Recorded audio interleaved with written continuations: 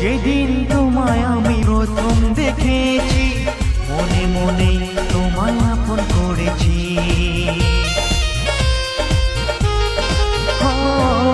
যেদিন তোমায় আমি প্রথম দেখেছি, মনে মনে তোমায় আপন করেছি।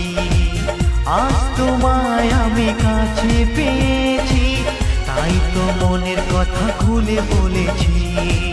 চোখের ইশারায় পাগল করেছো মন, জানি না আমি করি কি এখন।